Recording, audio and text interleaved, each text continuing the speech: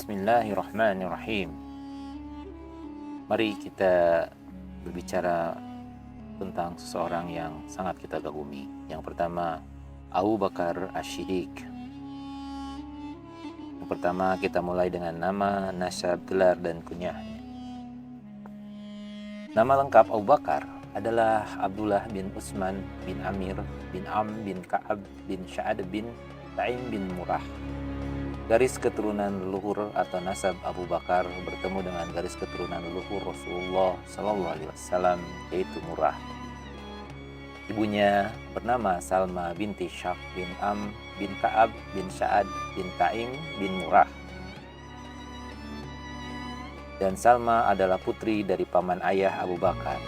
Ibunya digelari Ummul Khair, sedangkan ayahnya digelari Abu Quhafah.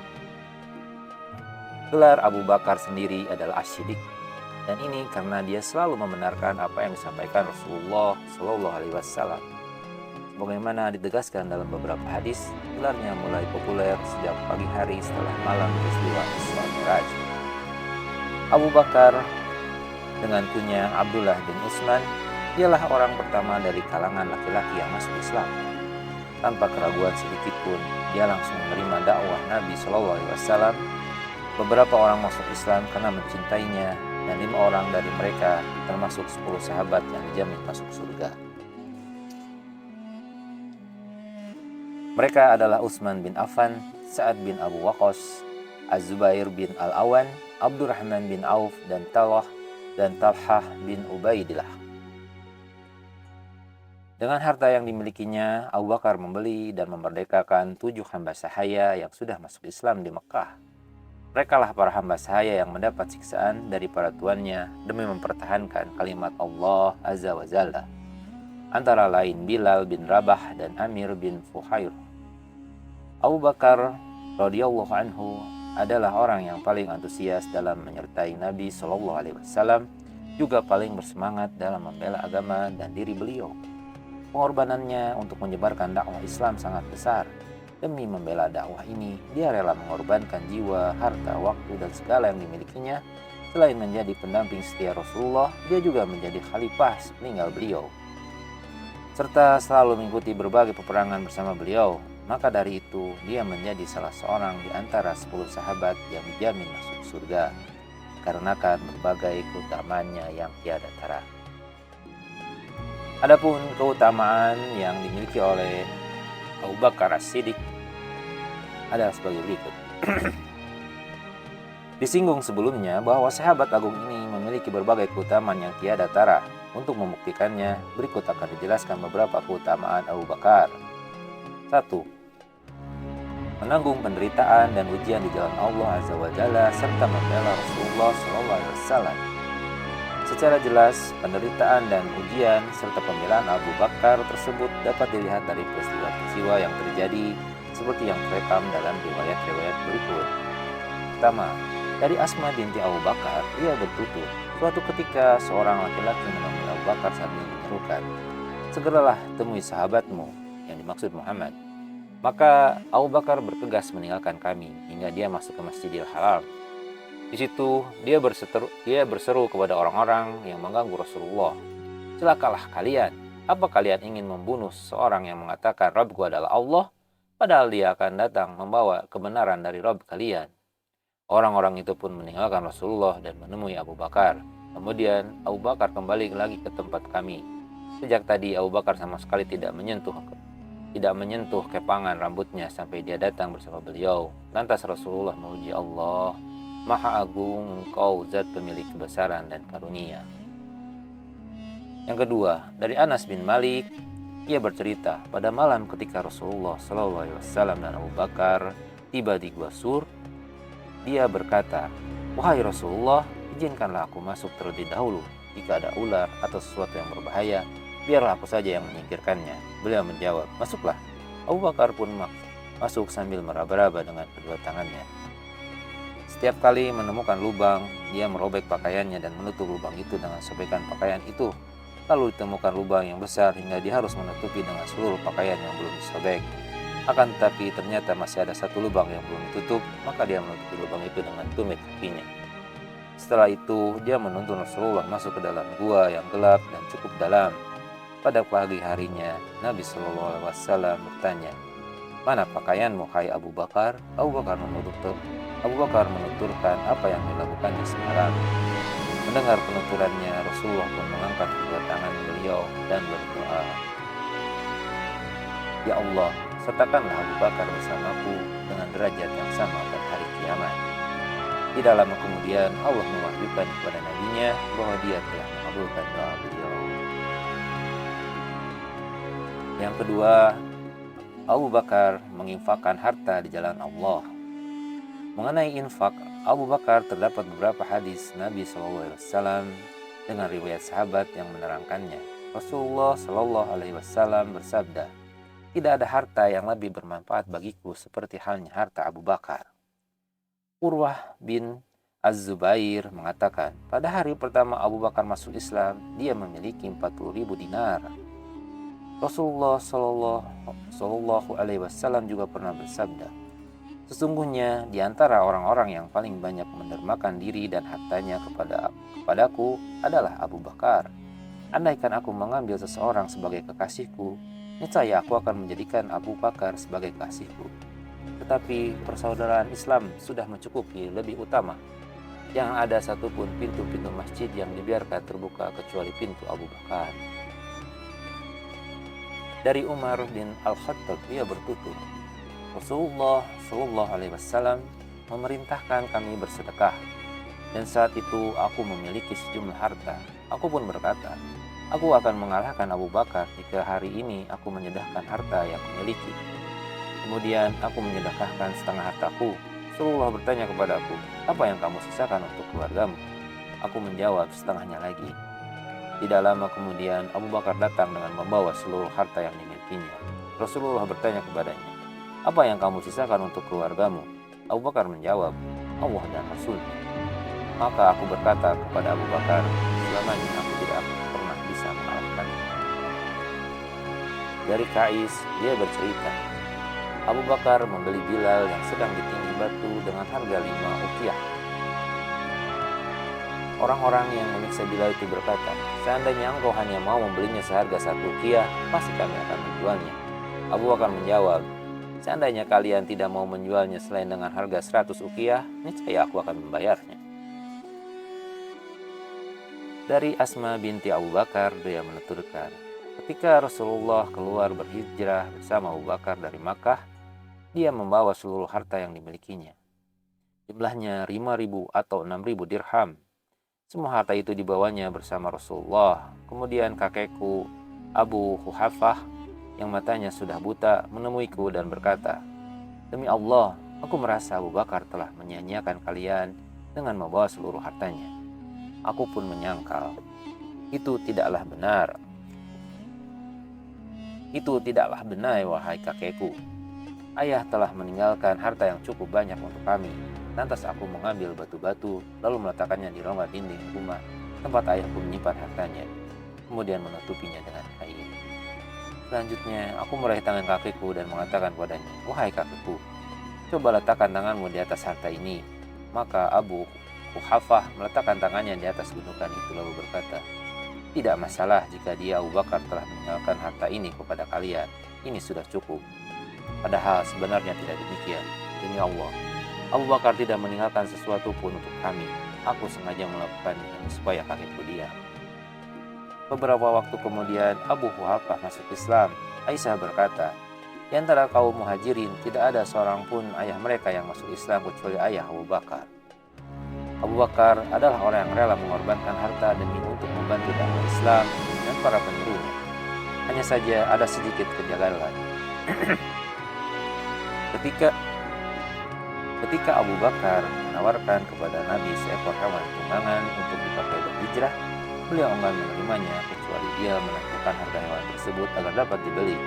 Bahkan Rasulullah ikut membayar upah bersama Abu Bakar untuk Al-Khuraib, menunjuk jalan mereka. Pertanyaannya, mengapa Nabi SAW tidak mau menerima hewan tunggangan tersebut secara cuma-cuma? Jawabannya, seperti diriwayatkan oleh As-Suhaili dalam Auradatul Unuf dari seorang syekh asal negeri Maroko yang pernah ditanya mengenai keengganan Rasulullah Shallallahu Alaihi Wasallam untuk menerima hewan tunggangan ini, meskipun Abu Bakar benar-benar berniat menyedekahkannya kepada beliau, adalah Nabi lebih suka berhijrah dengan hartanya sendiri. Menurut saya, demikianlah yang seharusnya dilakukan seorang juru dakwah. Dia harus mengorbankan hartanya sendiri demi kepentingan dakwah. Lihatlah Rasulullah Shallallahu Alaihi Wasallam. Beliau tidak bersedia menerima sebidang tanah yang dihibahkan dua pemuda Ansor untuk dibangun masjid sampai tanah itu dibeli dari mereka. Hal ini dilakukan Nabi Shallallahu Alaihi Wasallam agar kelak seorang tidak mengungkit-ungkit kebaikannya atas nama Allah dan Rasulnya. Wallahu a'lam. Dari Abu Darda, ia bertutur, aku sedang duduk bersama Rasulullah Shallallahu Alaihi Wasallam ketika Abu Bakar datang, dan dia pun menemui beliau sambil memegang ujung bajunya hingga pahanya kelihatan. Sebelumnya beliau memberitahuku, sahabatmu ini sedang berselisih. Kemudian Abu Bakar mengucapkan salam. Lalu dia berkata, ada masalah kecil antara diriku dengan Ibnu Khattab, yakni Umar. Karena itu aku segera menemuinya untuk menyatakan penyesalanku dan meminta padanya agar memaafkanku. Tetapi ia enggan memaafkanku, maka itu aku menemui engkau. Rasulullah SAW berkata sebanyak 3 kali, hai Abu Bakar, Allah yang akan memaafkanmu. Sementara itu, rupanya Umar bin Al-Khattab yang menyesal karena tidak memaafkan Abu Bakar. Karena itu dia bergegas pergi ke rumah Abu Bakar, lalu bertanya kepada keluarganya, apakah Abu Bakar ada di rumah? Mereka menjawab, tidak. Kemudian Umar pun menemui Rasulullah SAW. Melihat kedatangan Umar, ruman muka Rasulullah SAW berkerut yang menandakan kemarahan. Sedangkan Abu Bakar yang ada di dekat beliau tampak begitu khawatir. Karena kekhawatiran itu, Abu Bakar beringsut ke paha beliau sambil berkata sebanyak 2 kali, wahai Rasulullah, demi Allah, aku merasa telah berbuat zalim. Namun Rasulullah SAW malah bersabda sebanyak 2 kali, sesungguhnya Allah mengutusku sebagai seorang Rasul kepada kalian, tetapi kalian justru berteriak, kamu bohong. Sedangkan Abu Bakar menyerukan, Muhammad berkata benar. Abu Bakar juga telah membantuku dengan segenap jiwa dan hartanya. Maka tidak bisakah kalian membiarkan sahabatku ini tidak menyakitinya demi aku? Setelah peristiwa tersebut, Abu Bakar tidak pernah lagi disakiti oleh siapapun di antara kami, para sahabat. Yang ketiga, memiliki sifat wara, zuhud, ifah atau sikap menjaga kehormatan diri dan tawadu. Sifat dan sikap mulia yang dimiliki Abu Bakar tersebut ditetapkan sesuai dengan keterangan yang terdapat dalam riwayat berikut. Dari Abu Surairah bahwasanya ia pernah mendengar Ali bin Abu Thalib berpidato di atas mimbar. Ketahuilah, Abu Bakar adalah orang yang hatinya selalu ingin kembali bertobat kepada Allah. Dari Abu Imran Al-Juwani, ia bertutur, suatu ketika Abu Bakar As-Siddiq berkata, aku ingin sekali menjadi selai rambut dirusuk setiap seorang mukmin. Zaid bin Arqam bercerita, Abu Bakar memiliki pelayan yang suka menipunya. Suatu malam, pelayan itu menemui Abu Bakar sambil membawakan makanan. Abu Bakar langsung mengambil makanan itu sepotong dan memakannya. Lalu pelayan itu berkata, setiap kali aku membawakan makanan, Anda pasti menanyakan dari mana asalnya. Tetapi mengapa malam ini Anda tidak menanyakannya? Abu Bakar lalu menjawab, aku sangat lapar dan lupa terhadapnya. Memangnya dari mana makanan ini? Pelayannya pun menuturkan, pada masa jahiliyah aku pernah melewati perkampungan satu kaum. Kemudian aku melakukan praktik ruqyah untuk mereka. Karena itulah mereka menjanjikan sesuatu kepadaku, dan hari ini aku melewati perkampungan tersebut yang di dalamnya tengah diadakan pesta pernikahan. Lalu mereka memberiku makanan sebagai penebus janji yang terdahulu. Mendengar penuturannya, Abu Bakar berkata, celakalah kamu, hampir saja kau membunuhku. Abu Bakar pun memasukkan tangannya ke tenggorokannya, berusaha memuntahkan apa yang dimakannya. Namun makanannya itu tidak keluar juga. Kemudian seseorang memberitahu makanan itu tidak akan bisa keluar tanpa menggunakan air. Maka Abu Bakar minta diambilkan segelas air, lantas dia meminumnya hingga dapat memuntahkan membuang makanan tadi. Setelah itu ditanyakan kepadanya, semoga Allah merahmati Anda. Apakah Anda melakukan demikian hanya karena makanan ini? Abu Bakar menegaskan, andai kata makanan tadi hanya bisa keluar bersama nyawaku, niscaya aku tetap mengeluarkannya. Karena aku pernah mendengar Rasulullah bersabda, setiap anggota tubuh yang tumbuh dari makanan haram, maka neraka layak. maka neraka lebih layak untuk melahapnya.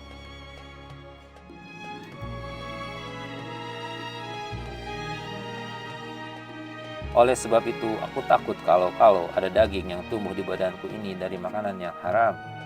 Dari Ibnu Abu Mulaikah, ia bertutur, suatu hari tali busur milik Abu Bakar terlepas dari genggamannya dan jatuh saat dia menunggangi untanya. Lalu dia menepuk kaki untanya, mendurumkannya dan mengambil tali busur itu. Melihat hal itu, orang-orang pun bertanya kepada Abu Bakar, tidakkah sebaiknya Anda meminta kami untuk mengambilkannya? Abu Bakar menjawab, sesungguhnya kekasihku Rasulullah SAW menyuruhku agar tidak meminta sesuatu kepada orang lain. Dari Atta bin Asyaib, ia bercerita, setelah diangkat menjadi khalifah, Abu Bakar terlihat sedang menuju ke pasar sambil memanggul kain-kain yang akan dijualnya pada dini hari. Di tengah jalan dia berpapasan dengan Umar dan Abu Ubaidah. Mereka pun bertanya, mau kemana engkau wahai khalifah Rasulullah? Abu Bakar menjawab, ke pasar. Mereka berkata, apa yang hendak engkau perbuat di sana? Bukankah engkau sudah diberi mandat untuk mengurus kaum muslimin? Abu Bakar menanggapi, lalu dari mana aku memberi makan keluargaku? Mereka berkata, sebaiknya engkau pulang dan biarlah kami yang menanggung kebutuhan engkau. Abu Bakar pun pulang bersama mereka. Sudah itu mereka menanggung kebutuhan Abu Bakar dengan memberikannya setengah daging kambing setiap hari, serta memberinya pakaian penutup kepala dan badan. Bahkan Umar berkata, aku bersedia menangani pelunasan utangnya. Sedangkan Abu Ubaidah berkata, aku bersedia menangani masalah harta rampasan perang. Lantas Umar berkata lagi, dalam 1 bulan ini sudah ada 2 orang yang datang kepadaku meminta pelunasan utang Abu Bakar. Dari Aisyah, ia bertutur, setelah diangkat menjadi khalifah, Abu Bakar mendonasikan setiap dinar dan dirham yang dimilikinya ke Baitul Mal sambil berkata, dahulu aku menggunakan harta ini untuk berbisnis dengan menjadikannya modal usahaku. Lalu ketika aku diberi mandat untuk mengurus kaum muslimin, ternyata urusan mereka membuatku tidak bisa lagi berbisnis seperti dahulu. Al-Qasim meriwayatkan dari Aisyah, ia bercerita, menjelang wafatnya, Abu Bakar berkata, aku tidak tahu apa lagi yang dimiliki keluarga Abu Bakar selain sepotong daging dan seorang pelayan muda, juga seorang pandai besi yang biasa memoleh senjata-senjata kaum muslimin dan senantiasa berkhidmat kepada kami. Sepeninggalku nanti, berikanlah pelayan muda ini kepada Umar, hai Aisyah. Sesudah Abu Bakar wafat, Aisyah berkata, ketika aku memberikan pelayan muda ini kepada Umar, Umar pun berkata, semoga Allah merahmati Abu Bakar. Sungguh dia telah membuat lelah orang yang menggantikannya. Ibnu Jauzi berkata, para pakar sejarah menuturkan, Abu Bakar biasa memerah susu untuk penduduk kampung dari kambing-kambing mereka. Ketika Abu Bakar dibaiat menjadi khalifah, salah seorang pelayan wanita dari penduduk kampung itu mengeluh, mulai sekarang ia tidak lagi memerahkan susu untuk memenuhi kebutuhan kita. Mendengar keluhan tersebut, Abu Bakar berkata, baiklah, aku akan memerahkannya karena Allah dan aku berharap jabatan khalifah yang kemban ini tidak mengubah perilakuku sebelumnya. Abu Bakar pun memerahkan susu untuk mereka seperti biasanya. Kesabaran dan keteguhan Abu Bakar. Terdapat banyak bentuk kesabaran dan keteguhan dalam kehidupan Abu Bakar As-Siddiq. Sebagian contohnya kami sebutkan di sini agar bisa dijadikan teladan bersama. Kebulatan tekadnya untuk mengirim pasukan Usamah berperang menghadapi Romawi. Sebelum wafat, Rasulullah SAW sudah menyiapkan pasukan perang dan beliau mengangkat Usamah bin Zaid sebagai panglimanya untuk menyerang negeri Syam. Misi ini dilakukan sebagai balasan atas gugurnya para syuhada di perang Mut'ah, yaitu perang yang di dalamnya Zaid bin Harithah, ayah Usamah, gugur sebagai syahid. Pasukan Usamah bermarkas di luar Madinah, di suatu tempat yang disebut Zuf. Namun pasukan perang itu berhenti karena beredar kabar mengenai sakitnya Rasulullah. Tatkala Rasulullah wafat dan kedukaan yang luar biasa melanda seluruh kaum muslimin, soliditas pasukan Usamah pun tercerai-berai karena beberapa orang hendak kembali ke Madinah. Akan tetapi kekacauan ini segera teratasi setelah Abu Bakar diangkat menjadi khalifah, sebab tugas pertama yang dilakukannya adalah memerintahkan pasukan Usamah agar kembali ke markasnya di Juf. Abu Bakar juga memerintahkan agar tidak ada satupun tentara Usamah yang berada di Madinah. Dengan kata lain, semuanya harus kembali lagi ke markas di Zub. Dan jumlah personil pasukan perang Usamah ketika itu adalah berjumlah sekitar 700 orang. Pada saat yang sama, berita tentang orang-orang yang murtad dan orang-orang yang menolak mengirimkan zakat ke Madinah telah tersebar luas di kalangan penduduk Madinah. Saat itulah Umar menyarankan kepada Abu Bakar agar membatalkan rencana pengiriman pasukan Usamah, alih-alih menugaskan mereka untuk menjaga Madinah. Akan tetapi, Abu Bakar menolak saran tersebut seraya berseru, "Sekalipun anjing-anjing dan serigala-serigala menerkamku, sekali-kali aku tidak akan pernah menarik apa yang sudah diputuskan Rasulullah." Untuk kedua kalinya, Umar menyarankan kepada Abu Bakar agar mengangkat panglima perang yang lain yang usianya lebih tua daripada Usamah, mengingat saat itu umurnya baru 18 tahun. Mendengar saran demikian, Abu Bakar langsung memegang jenggot Umar dan berseru, "Celaka kamu, hai Ibnu Khattab, Rasulullah telah mengangkatnya sebagai panglima perang dan kamu malah memerintahkan aku untuk mencopotnya." Setelah itu Abu Bakar keluar dari Madinah dan menemui pasukan Usamah. Kemudian dia mengiringi keberangkatan mereka dengan berjalan kaki, sedangkan Usamah menunggang kuda. Melihat hal tersebut, Usamah berkata, "Hai Khalifah Rasulullah, demi Allah, kaulah yang seharusnya naik tunggangan dan aku yang akan turun dan menemani engkau berjalan kaki." Abu Bakar berkata, "Demi Allah, kamu tidak boleh turun. Dan demi Allah, aku tidak akan naik tunggangan. Tidak ada salahnya jika sesaat aku melumuri kedua kakiku dengan debu fi sabilillah. Karena sesungguhnya tuliskan pada setiap langkah orang yang berperang di jalan Allah 700 kebaikan. Dinaikkan baginya 700 derajat dan dihapuskan darinya 700 dosa." Kemudian Abu Bakar meminta kepada Usamah agar mengizinkan Umar bin Al-Khattab tetap tinggal bersamanya di kota Madinah, yakni tidak turut berperang guna membantu mengurus administrasi kekhalifahan yang baru. Usamah pun mengizinkannya. Inilah model kepemimpinan yang benar, dan jalan yang ditempuh Abu Bakar selalu mengantarkannya kepada keberhasilan dan kemenangan. Inilah Abu Bakar, khalifah bagi seluruh kaum muslimin, sekaligus pemimpin mereka. Dengan adab Islami, dia meminta izin kepada bawahannya, Usamah bin Zaid, agar membiarkan Umar bin Al-Khattab tetap tinggal di Madinah dan tidak ikut pergi berperang bersamanya. Dengan demikian, Abu Bakar menyerahkan hak sepenuhnya kepada Usamah bin Zaid untuk memimpin pasukan tersebut. Dan perintahnya harus ditaati oleh seluruh pasukan. Usamah memegang komando penuh atas mereka, meskipun dalam barisan pasukan itu terdapat Umar bin Al-Khattab. Setelah itu, Abu Bakar menyampaikan pidato di hadapan pasukan tersebut. Sebuah pidato yang memperlihatkan dasar-dasar Islam yang jernih serta manhajnya yang adil dan mulia dalam hal kasih sayang, kelembutan, belah kasihan, bahkan dalam situasi perang sekalipun. Abu Bakar berpidato, "Wahai tentara-tentara Allah, berhentilah sejenak, karena aku hendak mewariskan 10 hal kepada kalian. Dan aku berharap kalian menjaga warisan ini baik-baik. Yang pertama, janganlah kalian berkhianat. Yang kedua, janganlah kalian bertindak sewenang-wenang. Yang ketiga, janganlah kalian melanggar janji.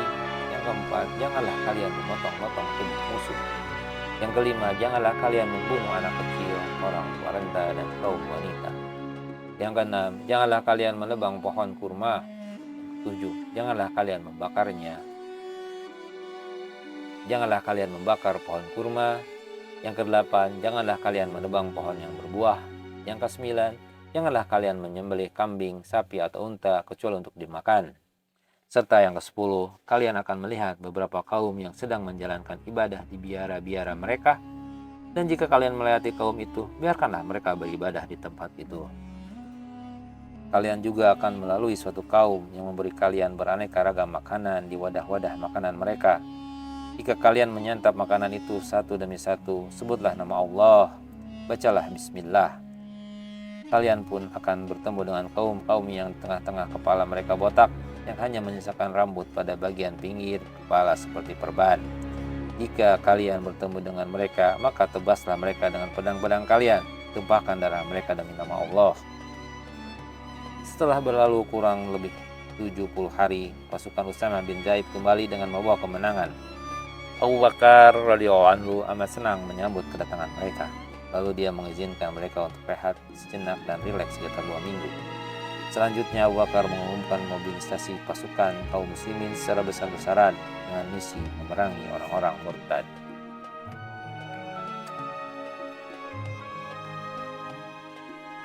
Kegigihan dalam menghadapi gerakan murtad. Disebabkan wafatnya Rasulullah atau dikarenakan telah naiknya roh beliau yang mulia menjadi sang pencipta, yakni ketika berita ini menyebar ke seluruh pelosok negeri, beberapa suku Arab menjadi murtad, keluar dari Islam. Mereka juga menolak membayar zakat.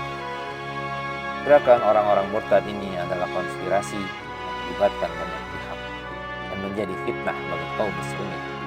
Banyak kabilah, kerajaan, penguasa agama, dan bangsa lain yang ikut menyulut api fitnah yang menyebar ke hampir seluruh jazirah Arab ini. Tujuan utama gerakan tersebut adalah melenyapkan Islam dan menghancurkan kekuatan Arab Islam yang dibentuk Rasulullah Shallallahu Alaihi Wasallam dan dilanjutkan penerusnya Abu Bakar As-Siddiq radhiyallahu anhu. Begitu berita kaum murtad itu sampai ke telinga Abu Bakar, maka dia pun segera mempersiapkan diri untuk memerangi mereka dan bersikeras merealisasikan rencana ini. Abu Bakar mengetahui motif sesungguhnya dari gerakan kaum murtad tersebut. Oleh karena itu, kita melihat Abu Bakar begitu antusias dalam melenyapkan mereka dan tampak sekali kekuatan tegadnya untuk mewujudkannya. Padahal, sepengetahuan kita, Abu Bakar adalah seorang yang lemah lembut, toleran, dan penyayang. Namun, ternyata Umar bin Al-Khattab memiliki pendapat yang berbeda. Pendapat Umar mengisyaratkan tidak perlu menyerang mereka. Guna mendapat solusi terbaik, Umar mengajak Abu Bakar berdiskusi dan membahas masalah ini. Umar yang dikenal tegas dan kuat itu menyarankan agar Abu Bakar tidak memerangi orang-orang yang tidak membayar zakat selama mereka masih melaksanakan kewajiban-kewajiban Islam lainnya. Umar mengawali diskusi tersebut dengan berkata kepada Abu Bakar, "Bersikap lunaklah terhadap orang-orang itu dan sayangi mereka, karena sekarang mereka seperti binatang liar." Akan tetapi Abu Bakar As-Siddiq menanggapi perkataan Umar itu dengan roman muka yang berapi-api dikarenakan semangat dan tekadnya untuk memerangi kaum murtad ini.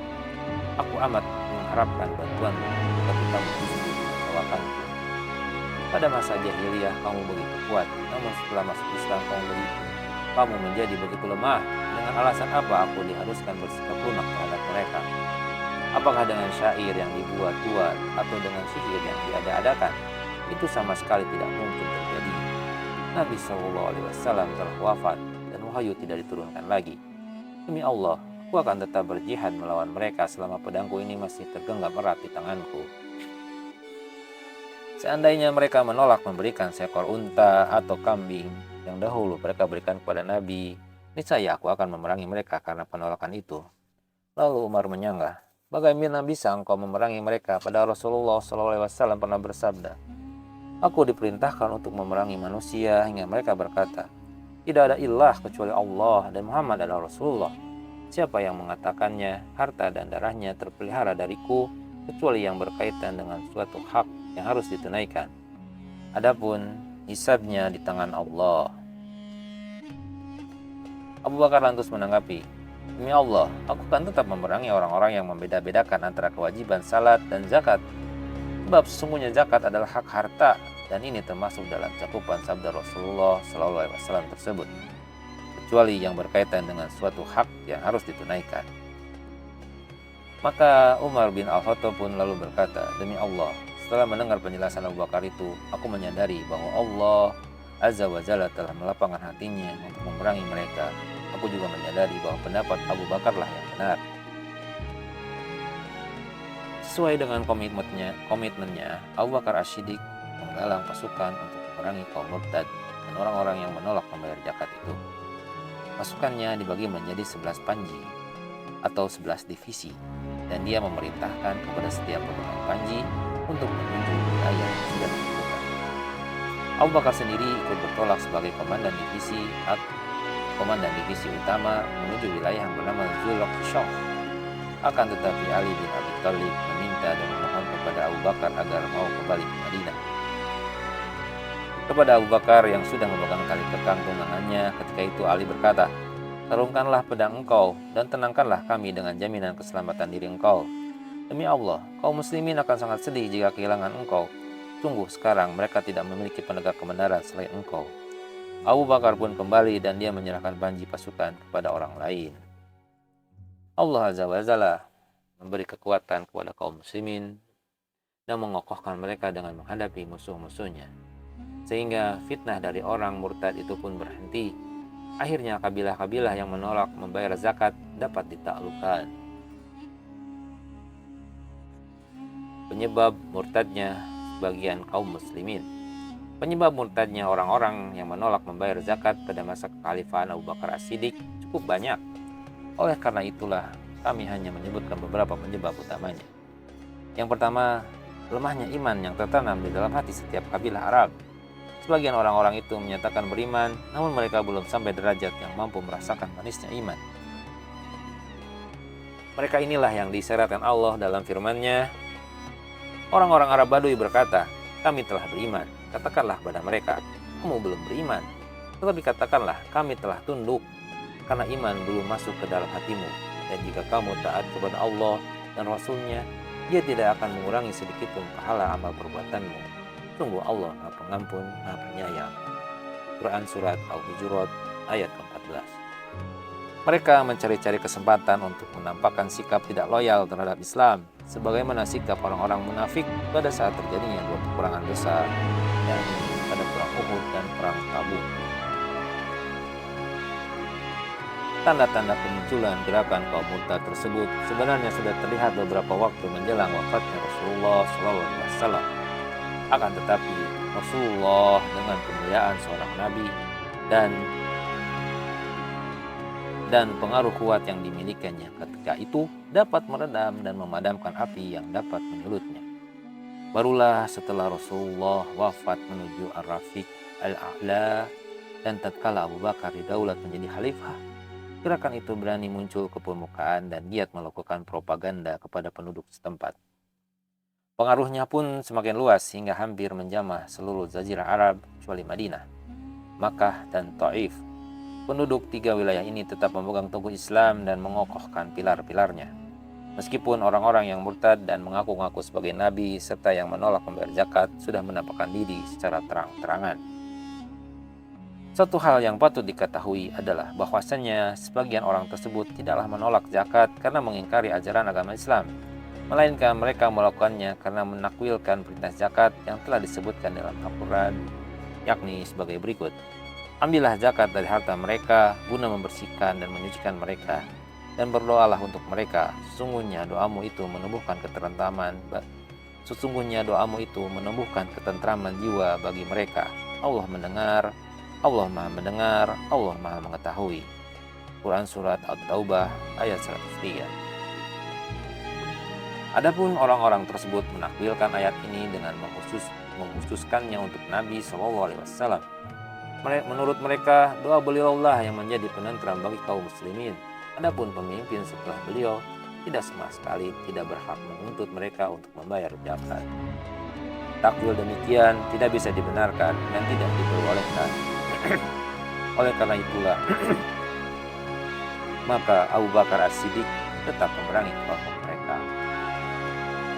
Yang kedua, kelompok-kelompok orang murtad. Perang terhadap orang-orang murtad mencakup perang terhadap kelompok-kelompok yang masuk dalam barisan mereka. Terdapat tiga kelompok yang paling terkenal, yakni yang pertama, orang-orang yang ingin keluar dari Islam, yang kedua, orang-orang yang mengaku-ngaku nabi, dan yang ketiga, orang-orang yang menolak membayar zakat.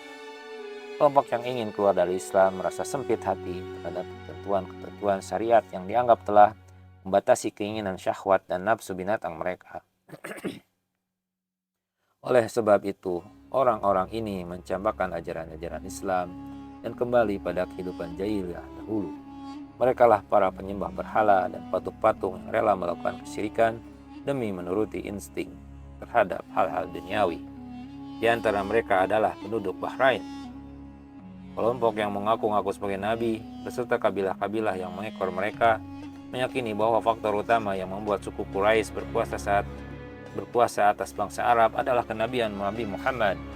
Oleh sebab itu, Orang-orang ini memandang perlu menjadikan diri atau salah seorang dari kaum mereka menjadi nabi agar bisa memimpin dan merajai bangsa Arab.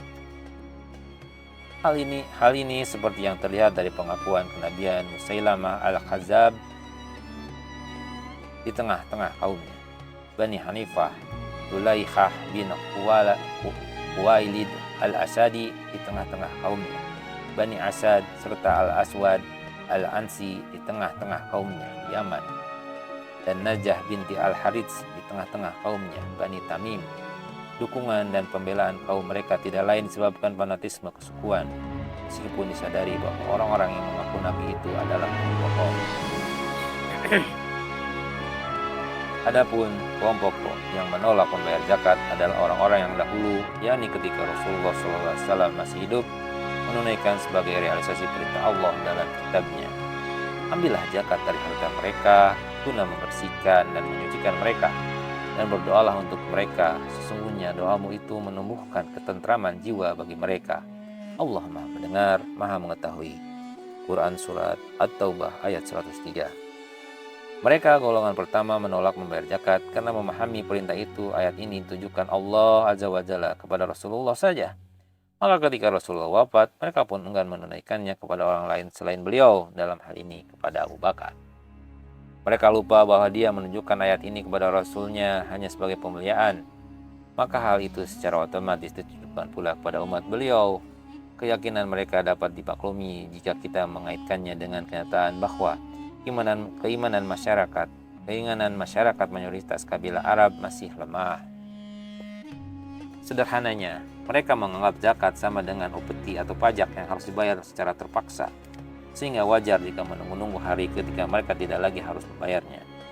Di samping itu, kita tidak boleh melupakan faktor penyebab kemurtadan massal yang berasal dari kerajaan-kerajaan tetangga bangsa Arab seperti Persia, Romawi, dan Habasyah.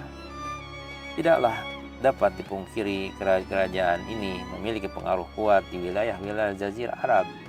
Mereka membantu orang-orang murtad sambil tetap menyembunyikan kedurhakaan dan kebencian dalam hati terhadap agama baru ini.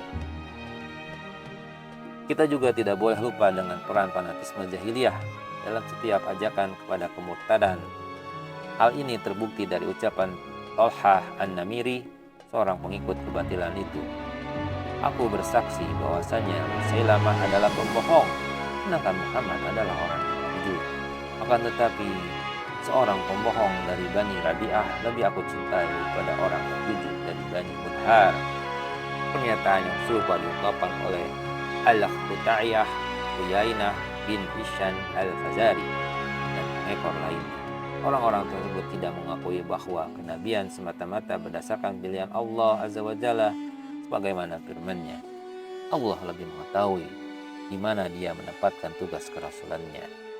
Quran Surat Al-An'am ayat 124. Kita tidak boleh lupa bahwa sebagian orang yang menolak membayar zakat adalah mereka yang memang ingin keluar dari Islam dan tidak pernah rela membayarnya.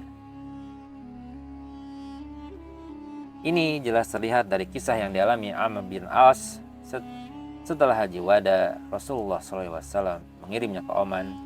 Sekembalinya dari Oman, dia melewati negeri Bani Amir dan singgah di tempat Qurrah bin Hubairah. Dalam rangka menyambut kedatangannya, Qurrah menyembelih hewan dan menjamunya dengan baik. Setelah itu, Qurrah mengajaknya berbicara empat mata. Qurrah berkata, "Wahai Amir, sebenarnya orang-orang Arab itu tidak pernah merasa senang memberi upeti kepada kalian. Jika kalian memberi dispensasi atas seperti yang diambil dari harta mereka, pasti mereka senang mendengarnya dan akan mentaati kalian. Namun jika kalian mengabaikan masalah ini, maka dapat kupastikan mereka tidak akan mau mengumpulkan upeti itu secara sukarela."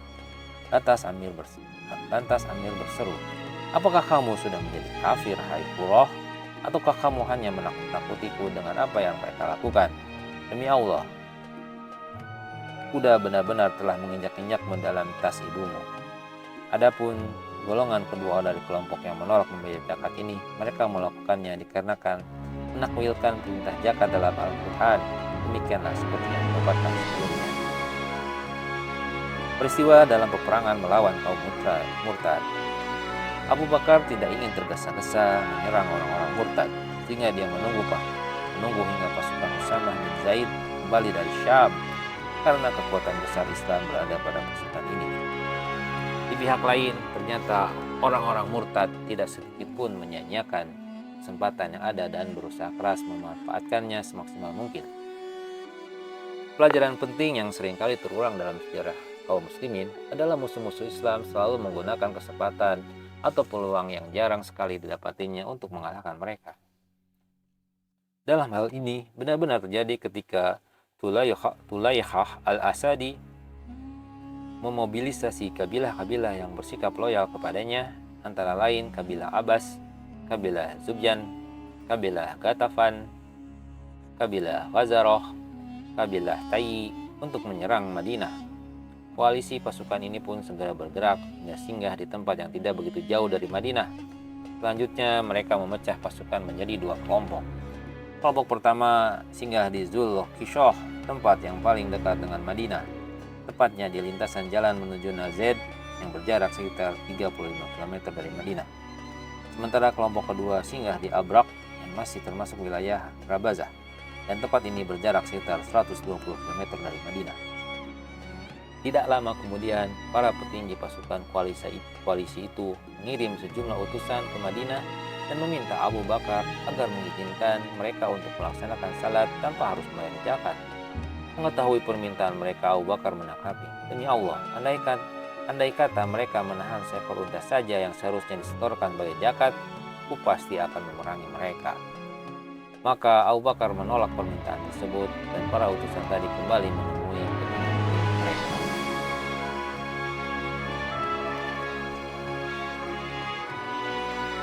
Waktu berada di Madinah, utusan-utusan itu menyaksikan lemahnya pertahanan Madinah, dan mereka mengetahui bahwa kota ini begitu lemah karena tidak ada pasukan yang menjaganya. Abu Bakar mengetahui gelagat mereka sehingga dia bergegas mengumpulkan kaum muslimin dan berpidato di hadapan mereka.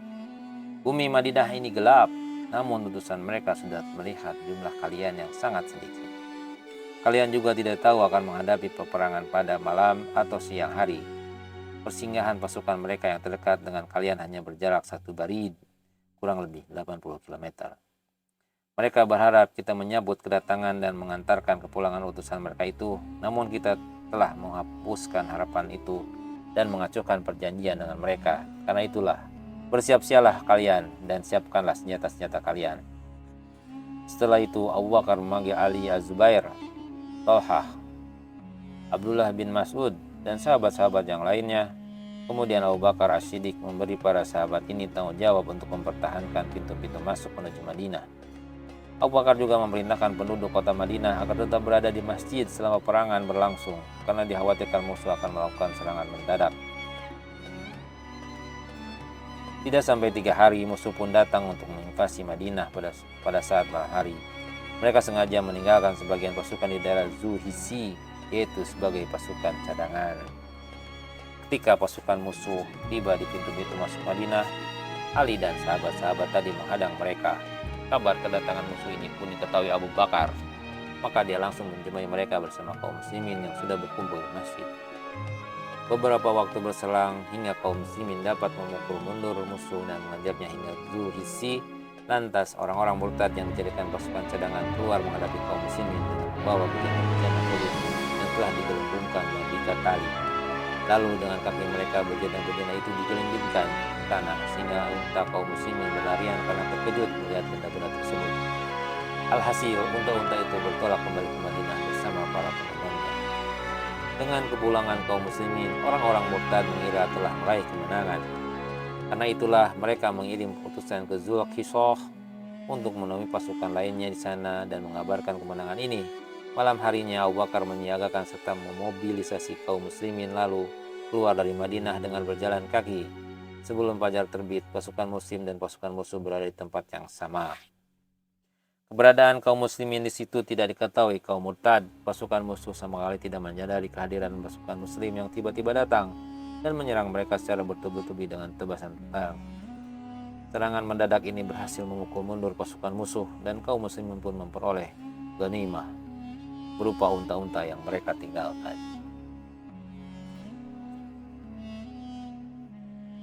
Lantas Abu Bakar mengikuti mereka sampai di Zul Kishoh hingga kemenangan penuh diraih pasukan muslim.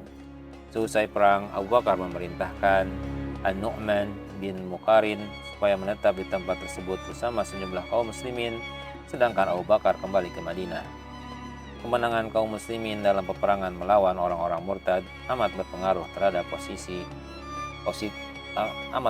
positif terhadap umat. Bagaimana tidak, penduduk Madinah pimpinan Abu Bakar yang berjumlah sedikit harus berhadapan dengan pasukan koalisi dari kabilah Abbas, Jubzan, Ghatafan, Fazarah, dan Tayyi yang jumlahnya banyak. Kemenangan ini membuktikan pada orang-orang Arab bahwa kaum muslimin memiliki kemampuan untuk menghadang setiap musuh yang menyerang.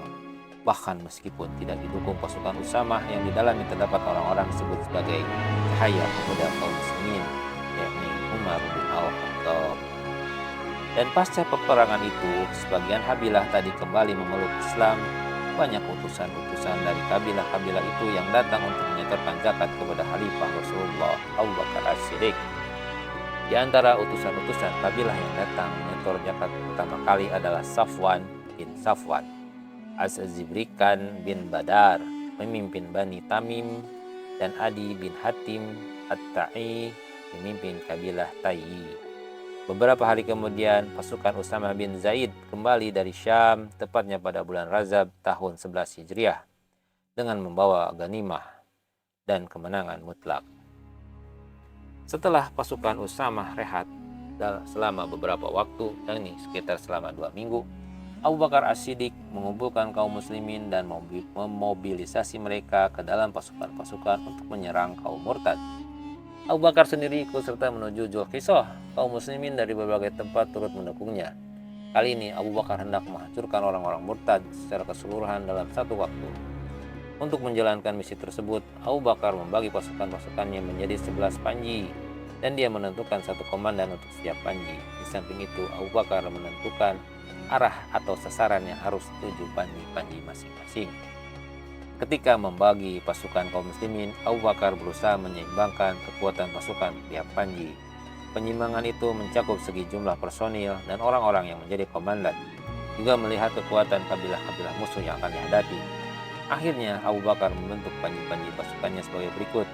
Yang pertama, di bawah komando Khalid bin Walid, Abu Bakar mengarahkan pasukan ini untuk menyerang Zulaihah bin Khuwailid al-Asadi dan pengikutnya, yaitu Bani Asad di Buzakhah. Setelah menaklukkannya, Khalid diperintahkan menuju ke tempat Malik bin Muwairah, pemimpin Bani Tamim di Bathah. Bani Asad dan Bani Tamim sendiri adalah kabilah murtad yang jaraknya paling dekat dengan Madinah. Tujuan utama kaum muslimin menyerang dua kabilah ini terlebih dahulu adalah mencerai-beraikan kekuatan mereka yang besar, hingga mereka tidak bisa lagi membantu kabilah-kabilah murtad lainnya. Dari ke-11 panji yang dibentuk, panji pertama inilah yang paling kuat. Di dalamnya terdapat prajurit-prajurit terbaik dari kalangan Muhajirin dan Ansor.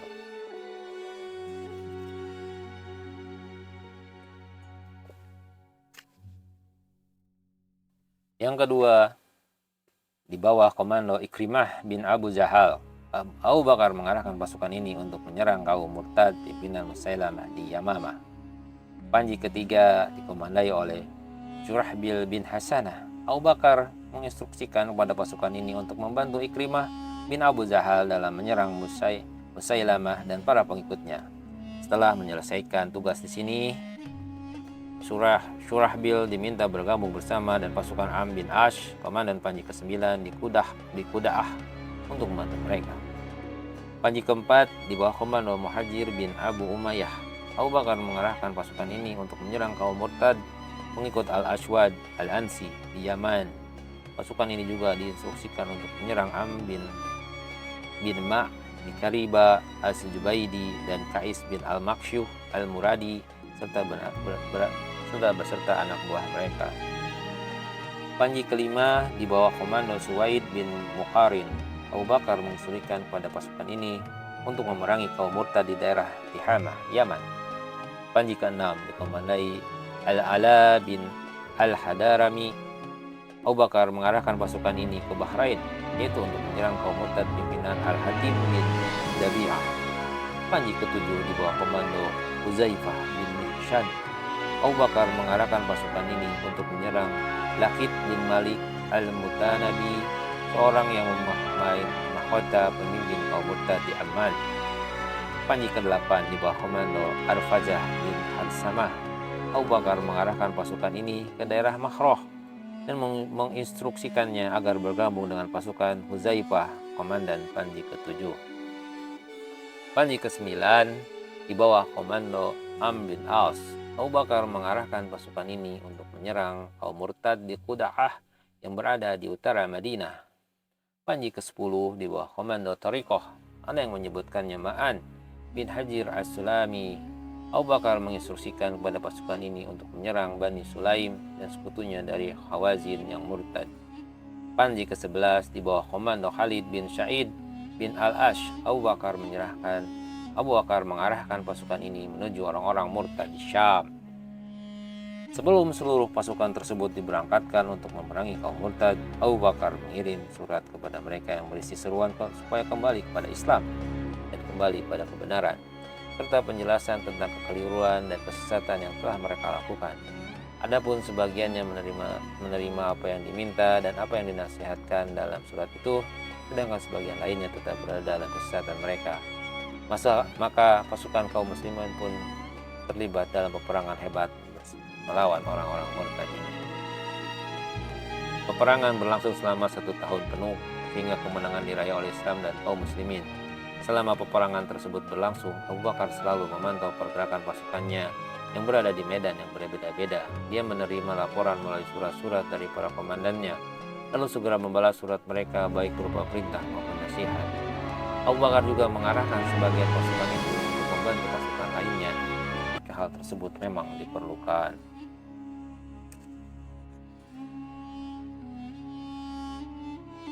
Faktor-faktor kemenangan kaum muslimin dalam melawan kaum murtad. Berikut adalah faktor-faktor yang menjadikan pasukan kaum muslimin menang dalam peperangan melawan pasukan musuh yang terdiri dari orang-orang murtad. Kuatnya akidah Islam yang tertanam di dalam jiwa para sahabat. Mereka benar-benar teguh pendiriannya dalam berislam. Mereka juga berjihad di jalan Allah secara sungguh-sungguh. Karena itulah kemenangan dapat mereka raih.